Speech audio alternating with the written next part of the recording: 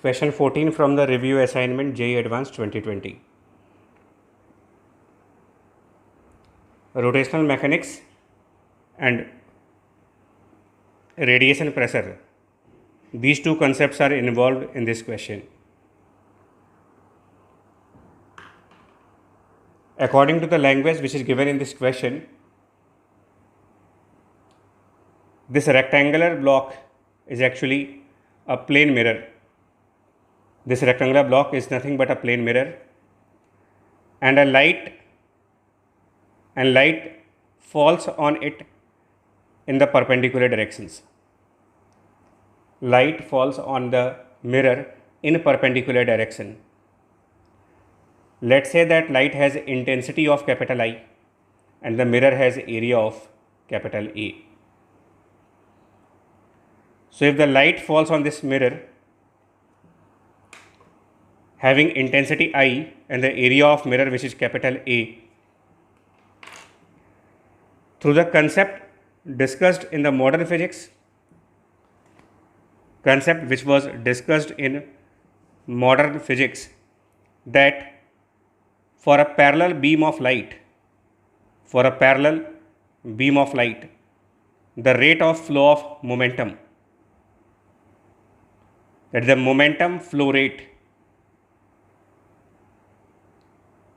according to modern physics, the momentum flow rate for electromagnetic wave is given by power over speed of light, where capital P is the power of that beam, and power we can call product of intensity and area over C, that is the momentum flow rate. In other words, this is the momentum which will strike the mirror in 1 second, and because of 100% reflection from the mirror, the same momentum will be reflected back. When the same momentum is reflected back, you can find through vector concept that the change of momentum in this process will be 2 times I A over C. Notice that momentum does not change in magnitude part, only the direction of momentum is changing. Incident rays were in this direction, whereas reflected wave in the opposite direction. They both have same momentum flowing per second, but because of change in direction, the change of momentum is 2 times I into A over C. Right. So this is change of momentum per second, which as per the Newton's second law is force exerted by light beam on the mirror. This is the force which is exerted by the light beam on this mirror, and because of parallel beam, this force can be considered through the center of mirror. You can consider that this force is through center of mirror. So this is your force which can be considered through the center of mirror, and this force will generate a torque about this axis. So the torque about that axis will be this force multiplied by this perpendicular distance, which is given as small r.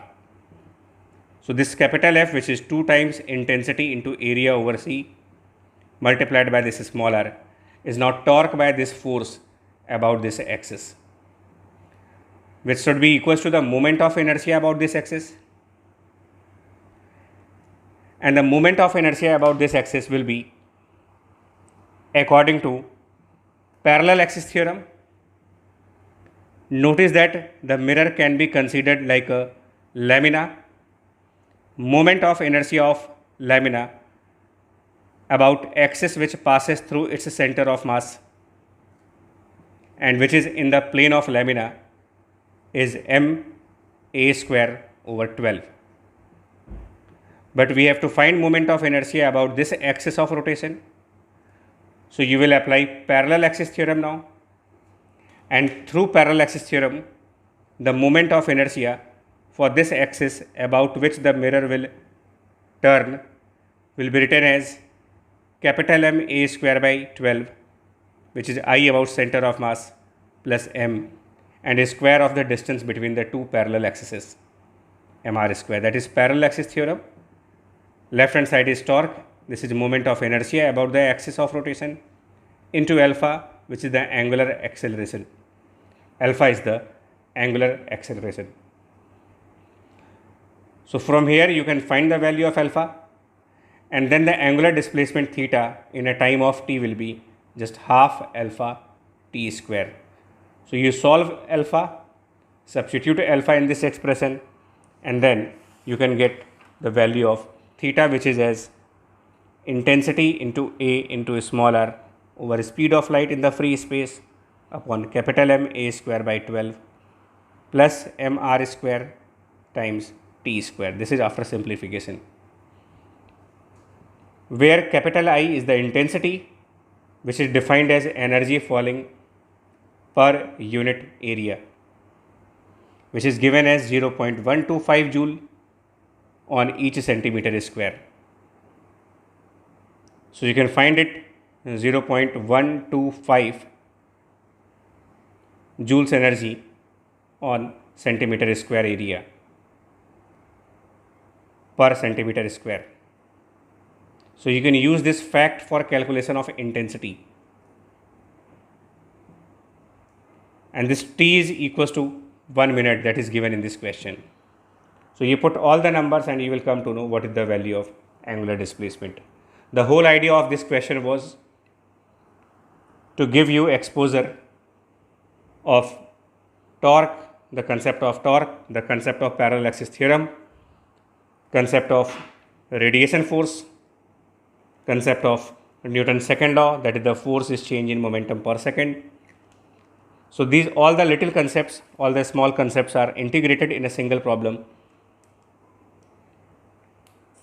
If you break this question in steps, then each individual step is a simple concept. But when 4 or 5 simple concepts are merged together, the problem becomes difficult for a student appearing in the examination. Now only one question is left. Wait for the next video. Take care. Bye bye.